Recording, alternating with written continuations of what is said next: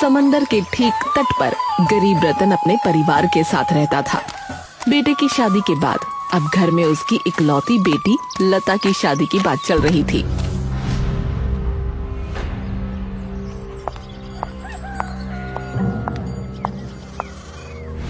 नवीन, सुनो ना, मैं तुम्हें अब और समय नहीं दे सकती। जैसे भी हो ये घर तुम्हें अलग करना ही होगा। मैं तुम्हारे उन बूढ़े माँ बाप और तुम्हारी अड़ियल बहन को बिठाकर खिला नहीं सकती। ओहो, जरा धीरे बोलो, अगर कोई सुन लेगा तो बहुत बदनामी होगी। सुनने दो, मुझे क्या फर्क पड़ता है? क्या मैंने कुछ गलत कहा है? क्या मुझे अपने परिवार के बारे में नहीं सोचना चाहिए? सोचना तो चाहिए, पर अभी क्या जल्दी है? हमारी शादी को अभी कुछ ही दिन हुए हैं। कृपा करके थोड़ा और इंतजार कर लो, फिर धीरे धीरे माता पिता को समझाकर घर अलग कर लेंगे। अभी ये सब कहने से लोग हमें ही बुरा कहेंगे। जिसे जो कहना है कहे, मुझे कोई फर्क नहीं पड़ता। तुम मेहनत से समंदर से मछली पकड़कर घर चलाते हो। इतनी मेहनत करने के बाद भी क्या बचता है? इतने सारे लोगों को बिठाकर खिलाओगे तो हमारा अपना घर कभी नहीं बन पाएगा। अरे अरे, तुम जरा शांत हो जाओ, मैं कुछ करता हूँ ना। अगर मेरी बात नहीं मानोगे तो मैं मायके चली जाऊंगी। ये क्या कह रही हो? क्या मैंने एक बार भी कहा कि मैं तुम्हारी बात नहीं मानूंगा? बोलो, कहा मैंने? कहा तो नहीं, पर टालते टालते तुम दिनों दिन गुजार रहे हो। मैं अब और बर्दाश्त नहीं कर सकती। तुम मेहनत करके पैसा लाते हो, मैं कष्ट उठाकर खाना बनाती हूँ, और ये सब यूं ही बैठे बैठे खाते हैं। मैं इसे कब तक सहूंगी? वैसे पिताजी ने कहा है कि अगर तुम घर अलग कर लोगे तो वो तुम्हें मोटर वाली बड़ी नाव खरीद कर देंगे। तब तुम और ज्यादा मछली पकड़ पाओगे। क्या सच कह रही हो? हाँ, क्या तुम्हें लगता है कि तुम्हारे इस गरीब घर में मेरा रिश्ता कराने के लिए जब मेरे पिताजी ने झूठी बातें सुनी तो उन्हें गुस्सा नहीं आया था? लेकिन सिर्फ तुम मुझे पसंद आए इसलिए उन्होंने कुछ नहीं कहा। इसीलिए पिताजी भी चाहते हैं कि तुम जल्दी से घर अलग करके अमीर बन जाओ। ठीक है, मैं वादा करता हूँ कि तुम जो कहोगी वही करूँगा। बस मुझे थोड़ा सा और समय दो। ठीक है, तुम इतना कह रहे हो तो इसलिए मैं मान लेती हूँ, लेकिन अगर ज्यादा देर की ना तो मैं सचमुच मायके चली जाऊंगी।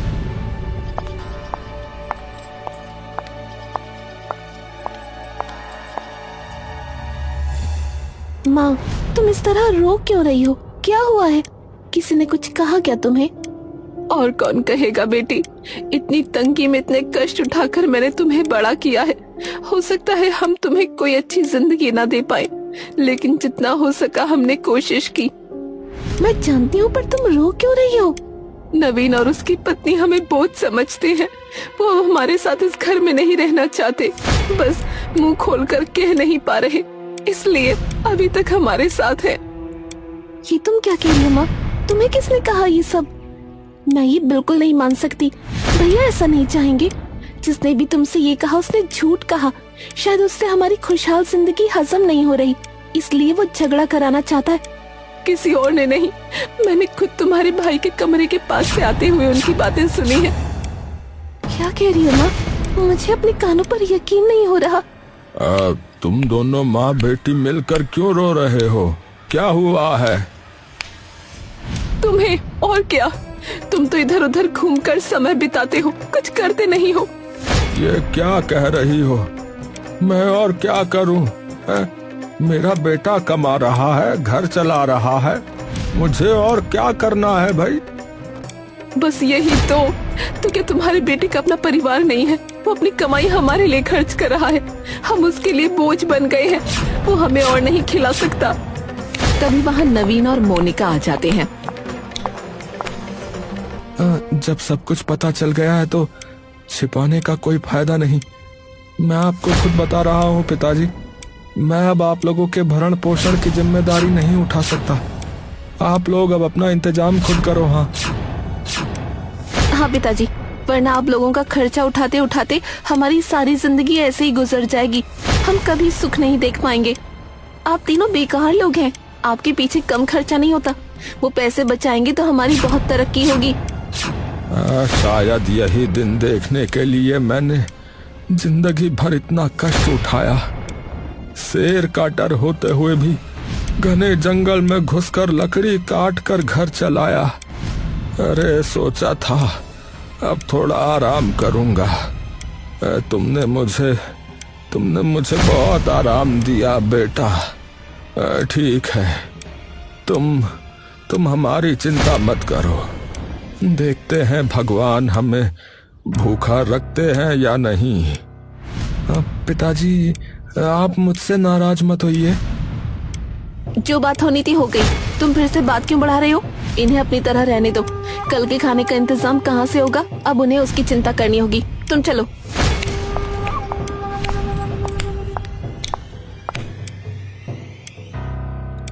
अरे रो मत लता की माँ, रो मत। भगवान हमारे लिए कोई ना कोई रास्ता जरूर बनाएंगे, देखना।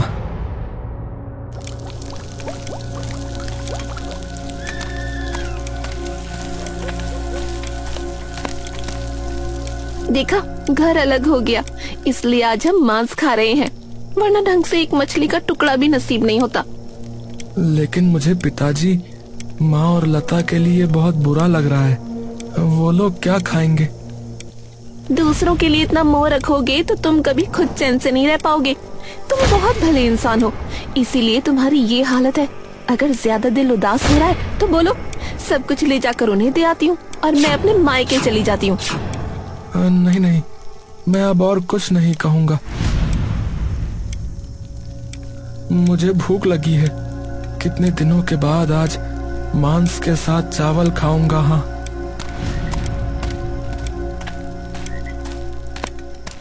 यही तो चाहिए था, इसे डरा कर ही रखना पड़ेगा।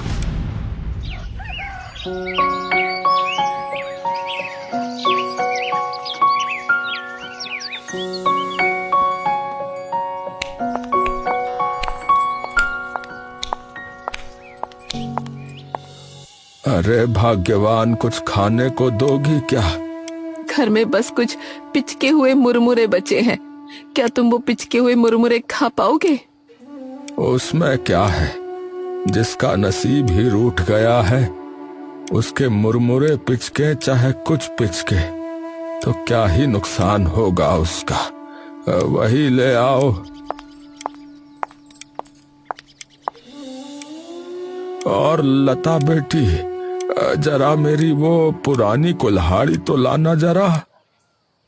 ये आप क्या कह रहे हैं पिताजी? इस उम्र में आप लकड़ी काटने जाएंगे? ये नहीं हो सकता। आपको कहीं जाने की जरूरत नहीं है। अरे पागलों जैसी बातें मत कर। अरे मेरी उम्र ही क्या हुई है। जा लेकर आ। 2 दाने तो मुंह में डालने ही होंगे ना। जा। तो मैं भी आपके साथ चलूंगी। अरे तेरी शादी की उम्र हो गई है, क्या तेरा वहाँ जाना ठीक रहेगा? बोल। अगर मेरा जाना ठीक नहीं तो आपका भी नहीं है। जाना है तो मुझे साथ लेकर जाना होगा। तुम अपनी माँ जैसी ही जिद्दी हो। अच्छा ठीक है भाई, जैसा तुम कहो। लो खाओ। माँ, मैं भी पिताजी के साथ जंगल में लकड़ी काटने जाऊंगी। ठीक है, जाओ। तुम साथ रहोगी तो मुझे थोड़ी तसल्ली रहेगी, वरना इस उम्र में इन्हें जंगल भेजकर मैं एक पल भी चैन से न रह पाऊंगी। हाँ चलो पिताजी। रतन और लता दोनों जंगल में जाकर सूखी लकड़ियां काटने लगते हैं।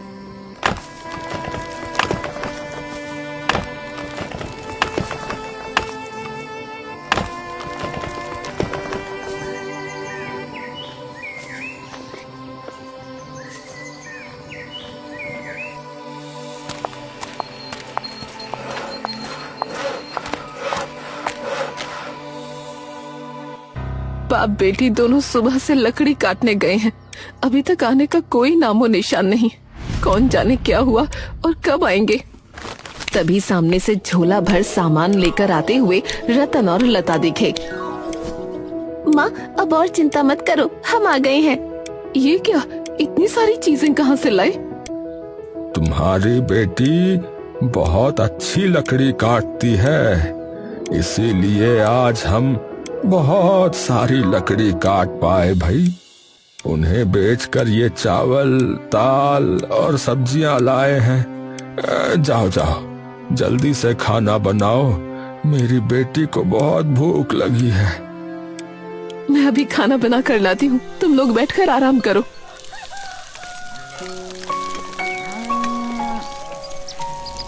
देखा, एक ही दिन में इन बूढ़े बूढ़ियों में कितना बदलाव आ गया।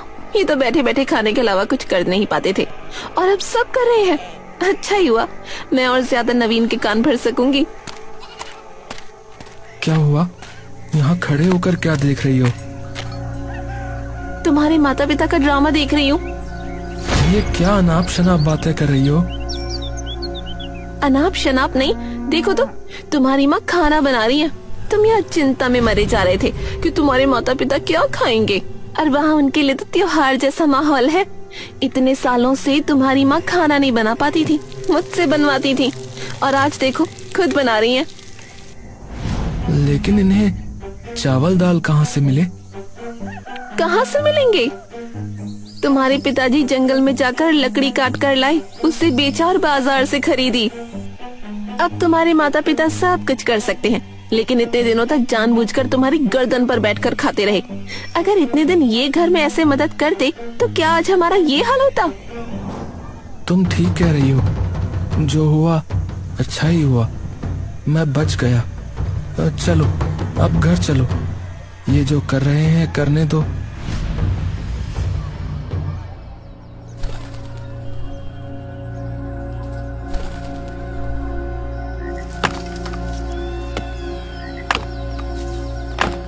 अगले दिन जंगल में लकड़ी काटते हुए रतन के हाथ पर कुल्हाड़ी जा लगी, जिससे उसका हाथ कट गया।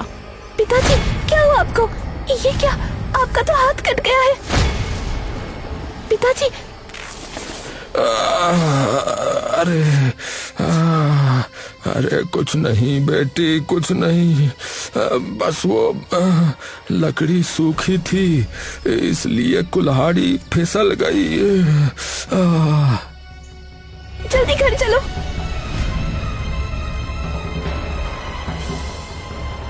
ये कैसे हो गया? अरे मुझे खुद पता नहीं चला, वो लकड़ी सूखी थी इसलिए हाथ कट गया। अब ज्यादा बातें मत करो, आराम करो।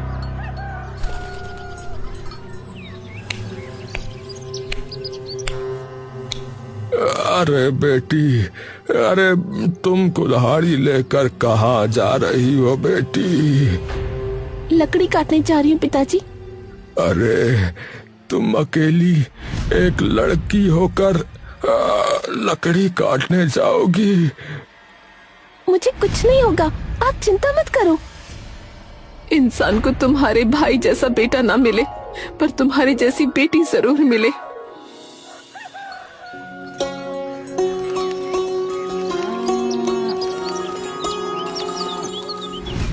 एक दिन, सुन रहे हो? हाँ बोलो। मैं कह रही हूँ कि अब हमारी बेटी की शादी का इंतजाम करो। हमारे जीते जीते उसके भाई को उसकी कोई परवाह नहीं। हमारी तो उम्र हो गई है, अगर हमें कुछ हो गया तो इस लड़की का क्या होगा?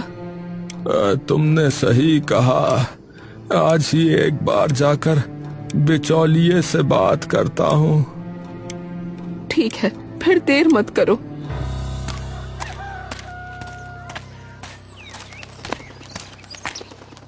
रतन भाई, आप आज कैसे आना हुआ? हाँ भाई, बेटी के लिए एक अच्छा सा वर चाहिए था, इसीलिए आपके पास आया हूँ। देखिए, आप गरीब हैं, इसलिए आपकी बेटी की शादी कराने के लिए मुझे शायद बहुत बातें सुननी पड़े। कौन जाने अब क्या सुनना पड़ेगा। मुझे और शर्मिंदा मत करिए भाई, मेरी एक ही बेटी है।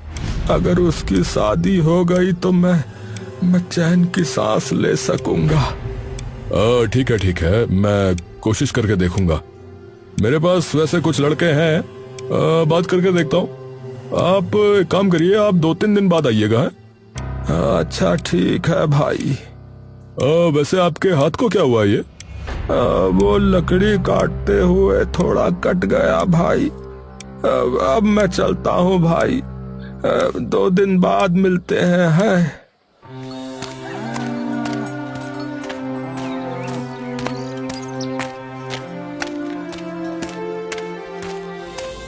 बिचौलिया जी ने क्या कहा?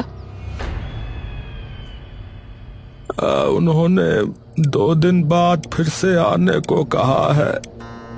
ठीक है, चले जाना। ओए, उस लकड़ी काटने वाली लड़की की भी शादी होने वाली है क्या? उसे कौन शादी करेगा? उसकी शादी कभी नहीं होगी।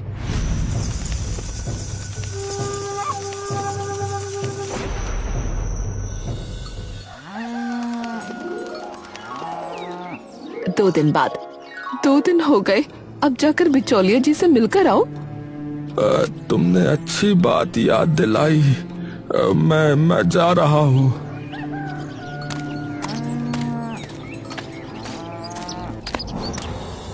मैं आपका ही इंतजार कर रहा था।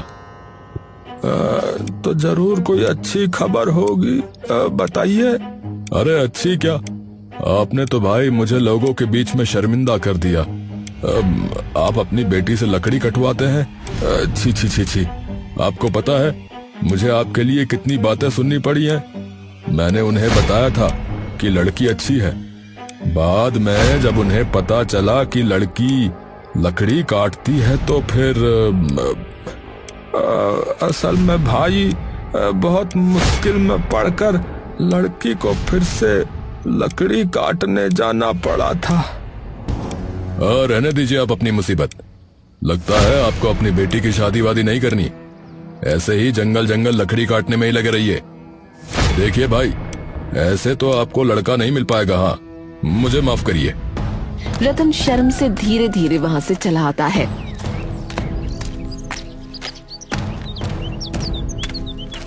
क्या हुआ? बिचौलिया जी ने क्या कहा? अपनी बेटी को यहाँ बुलाओ। इस तरह क्यों बोल रहे हो? क्या हुआ? क्या उसने कुछ किया है? अरे जो कह रहा हूँ वही करो भाई। पिताजी, आपने मुझे बुलाया? अरे कितनी बार कहा था कि लकड़ी काटने मत जा, हैं? तूने मेरी एक बात नहीं सुनी। आज तेरी वजह से मुझे लोगों की बातें सुननी पड़ रही हैं। अगर ऐसा चलता रहा तो कान खोल कर सुन ले, तेरी शादी फिर कभी नहीं होगी। हाँ, और सुन, अब तू लकड़ी काटने नहीं जाएगी। अगर मेरे माता पिता के मुंह में 2 निवाले डालने के लिए मुझे शादी किए बिना ही रहना पड़े तो मैं वो भी करूंगी। मैं लकड़ी काटना बंद नहीं करूंगी। भगवान, कितनी जिद्दी है। अरे मैना, अरे अपनी बेटी को समझाओ।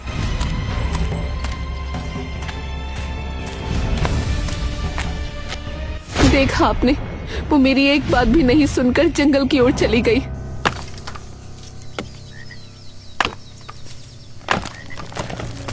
तभी जंगल में साहूकार का बेटा लता को देखता है। अरे, ये लड़की देखने में कितनी सुंदर है, लेकिन इस तरह क्यों रो रही है ये? मैं जाकर पूछता हूँ। अरे सुनो, तुम इस जंगल के बीच में अकेली यहाँ पर रो क्यों रही हो? और लड़की होकर लकड़ी क्यों काट रही हो तुम? आप कौन हैं? और मैं आपको अपनी बात क्यों बताऊं? अरे देखो, तुम मुझे गलत मत समझो। मैं दरअसल इस जंगल में घूमने आया था और मैं ना रास्ता भटक गया हूँ, इसीलिए तुम्हें देखकर इधर आया। ठीक है, मैं आपको रास्ता दिखा देती हूँ। वो तो ठीक है, पर उससे पहले ये तो बताओ कि तुम रो क्यों रही हो और ये सब क्यों कर रही हो? आप एक अजनबी हैं, मैं आपको ये सब क्यों बताऊं? अगर तुम एक अजनबी की मदद कर सकती हो तो अपना दुख क्यों नहीं बता सकती? मैं समझ गई, आप बिना सुने नहीं छोड़ेंगे। ठीक है तो सुनिए। घर के रास्ते पर चलते हुए लता राघव को सारी बात बताती है। सुना आपने सब? अब बताइए, ये सब सुनकर आपको क्या मिला? ये सब सुनकर मुझे क्या मिला, ये तुम्हें बाद में पता चलेगा। ठीक है, वो रहा मेरा घर। आप इस रास्ते पर चलते रहेंगे तो आगे बड़ी सड़क मिल जाएगी। अब मैं चलती हूँ। अच्छा ठीक है, धन्यवाद। साहूकार के घर पर। मैं इस गांव का साहूकार हूँ और तू मेरा बेटा होकर एक लकड़ी काटकर खाने वाली लड़की से शादी करेगा? अरे क्या यही सब सीखने के लिए मैंने तुझे शहर भेजा था? है? मैंने यूं ही पैसे खर्च कर दिए। आपने क्या किया क्या नहीं वो तो आप ही जानिए पिताजी, लेकिन मैं उस लड़की के अलावा अब किसी और से शादी नहीं करूंगा। ये मेरा आखिरी फैसला है। पागल मत बन बेटा, मैंने तेरे लिए बहुत सुंदर लड़की ढूंढ रखी है। देखिए माँ, अगर मैं शादी करूंगा तो उसी से करूंगा, और अगर आप लोग नहीं मानते हैं तो ठीक है, मैं उससे शादी करके शहर चला जाऊंगा और फिर कभी आपके पास नहीं आऊंगा। हाँ ठीक है, उसी से तेरी शादी होगी।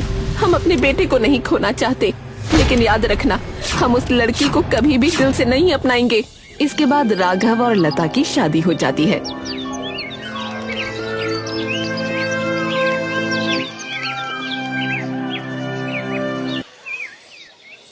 अरे मेरी बेटी का भाग्य इतना अच्छा होगा, ये मैंने कभी नहीं सोचा था। मैंने भी नहीं, लेकिन बेटी तो सुखी हो गई। अब हमारा क्या होगा? क्या हम बूढ़े बुढ़िया कुछ खा पाएंगे? अरे अब कोई बात नहीं, बेटी का ब्याह हो गया तो अब मैं हंसते हंसते मरने को भी तैयार हूँ। मेरी बहन के बारे में तुम कितनी बातें किया करती थी, अब देखा उसकी कितनी अच्छी जगह शादी हो गई। अब तुम्हें अपनी बहन के लिए बड़ा दर्द हो रहा है ना? और हुई तुम्हारी बहन की शादी, तुम्हें क्या वो तुम्हें कुछ देने आएगी? तुम बड़ी बातें करती थी, घर अलग करूंगा तो तुम्हारे पिताजी नई नाव देंगे। कहाँ है वो नाव? अब तुम ये सब क्यों कह रहे हो? मुझे ये लालच दिखाकर, बहला फुसलाकर तुमने मुझे मेरे माता पिता से अलग कर दिया, पर अब मुझे सब समझ में आ रहा है। मैं वापस अपने माता पिता के साथ ही रहूंगा। तो मैं भी मायके चली जाऊंगी। देखो, तुम्हारी जो मर्जी हो वो करो। एक दिन घर में लता उदास बैठी थी। क्या हुआ तुम्हें? माँ पिताजी की बहुत याद आ रही है। कौन जाने वो क्या कर रहे होंगे, क्या खा रहे होंगे। आप तो जानते हैं कि हमारा घर कैसे चलता है। ठीक है, तो चलो उनसे मिलने चलते हैं। राघव बहू को लेकर कहाँ जा रहा है? लता के माता पिता के घर। माँ, उसे अपने घर की याद आ रही है। देख, तूने उससे शादी करनी चाहिए, हमने कर दी। अब फिर से तुम्हें उस घर में क्यों जाना है? वहां जाने से हमारी क्या इज्जत रहेगी भाई? मुझे नहीं पता था पिताजी कि आपकी इज्जत इतनी कमजोर है। मुंह संभाल कर बात कर, हम तुम्हारे भले के लिए कह रहे हैं। वहां जाओगे तो वो तुम्हें खिलाएंगे क्या? कहाँ बिठाएंगे? वो मैं समझ लूंगा माँ। मेरे बेटे का दिमाग खराब कर दिया है इस लड़की ने। मैं जानती हूँ ये मेरे बेटे की जेब काटने ले जा रही है। मैं अपने पिताजी के घर नहीं जाऊंगी। देखो, मुझे इन बातों से कोई फर्क नहीं पड़ता। तुम ऐसा क्यों कह रही हो? चलो, मैंने कहा ना। दोनों वहां से निकलते हैं और रतन के घर पहुंचते हैं। आने से पहले एक बार बता देना चाहिए था बेटी। बताने का समय ही नहीं मिला माँ। आप लोग परेशान मत होइए माँ, मैं ठीक हूँ। नैना रतन को एक तरफ ले जाती है। दामाद आया है, अब उसे क्या खिलाऊं? घर में तो कुछ भी नहीं है, पैसे भी नहीं है। अब मैं कहता हूँ कि क्या तुम होगला के फूल की अच्छी खीर बना सकती हो? हाँ बना सकती हूँ, लेकिन कोई नहीं, मैं अभी जाकर ले आता हूँ। तुम होगला के फूल की खीर बनाओ। हाँ, ये देखो कितने सारे लाया हूँ। मैं फूल तोड़कर साफ कर देता हूँ, तुम दूसरा काम खत्म करो। दो मुझे ये।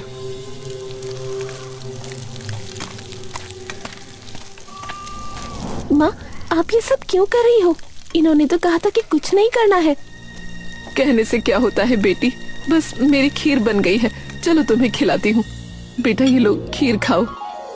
अरे, खीर पीले रंग की भी होती है? ये दरअसल होगला के फूल की खीर है। बचपन में माँ हमें बनाकर खिलाती थी। ये बहुत स्वादिष्ट होती है, आप एक बार खाकर तो देखिए। अरे सचमुच ये तो बहुत स्वादिष्ट है और एक बहुत ही अजीब व्यंजन है। हाँ, इसके बारे में ज्यादा लोग नहीं जानते, लेकिन हम जो समंदर के किनारे और सुंदरबन के पास रहते हैं उनके लिए ये एक भावनात्मक भोजन है। बेटा, कृपा करके तुम बुरा मत मानना। हम तुम्हें तुम्हारे लायक कुछ नहीं खिला पिला पाए, ना ही कुछ दे पाए। अरे अरे, ये क्या कह रहे हैं पिताजी? ये तो मुझे बहुत पसंद आई है और मैं कुछ दिनों से गांव में एक अच्छी क्वालिटी का रेस्टोरेंट खोलना चाह रहा था। मैं उसमें पारंपरिक और अपरिचित खाने के आइटम रखना चाहता था। मैं आपके इसी व्यंजन के नाम पर अपना रेस्टोरेंट खोलूंगा। ये हमारा मुख्य व्यंजन रहेगा और ये खीर आप बनाएंगी माँ। मैं अपने रेस्टोरेंट का आधा मुनाफा आपको दूंगा। अरे ये तुम क्या कह रहे हो बेटा?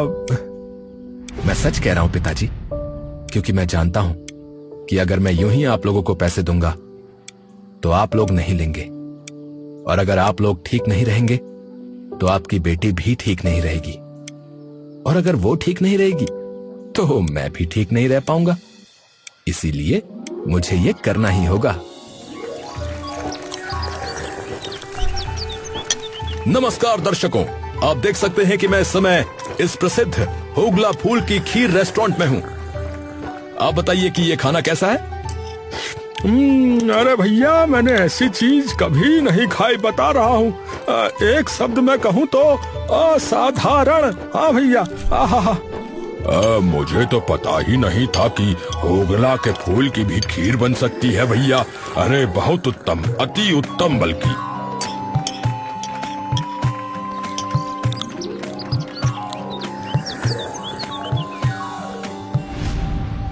बेटा, हम तुम्हारे बहुत आभारी हैं। तुमने हम सबको एक बहुत सुंदर जीवन दे दिया। काश मेरा अपना बेटा भी ऐसा ही होता। पिताजी, अब आप मेरा परिवार हो, बस ये मानिए। तभी नवीन रुआंसा मुंह बनाकर वहाँ आ जाता है। मुझे माफ कर दीजिए पिताजी। अरे तू यहाँ पे? मैंने ही इन्हें बुलाया है पिताजी। एक दिन मैंने भाई के साथ अकेले में बातचीत की थी। इन्होंने अपना अपराध स्वीकार कर लिया है। मात्र अपनी पत्नी का मन रखने के लिए इन्होंने ये भूल की थी। अब इन्हें वो भूल समझ में आ रही है। आप इन्हें क्षमा कर दीजिए पिताजी। क्षमा? अरे अगर तुम्हारी माँ तुम्हें क्षमा कर दे तो मुझे और फिर कुछ नहीं कहना है। अब हमें इस तरह और कष्ट मत देना बेटा। हम अपनी बाकी की जिंदगी तुम्हारे साथ हंसते खेलते बिताना चाहते हैं।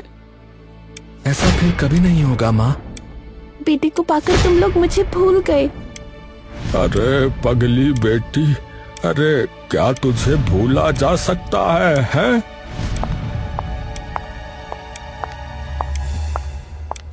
मैं भी आई हूँ पिताजी, कृपा करके मुझे माफ कर दीजिए।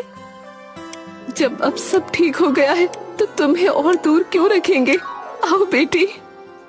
अब से माता पिता प्रसन्न रहेंगे तो मेरी पत्नी भी प्रसन्न रहेगी, और उस खुशी में मैं भी खुश रहूंगा।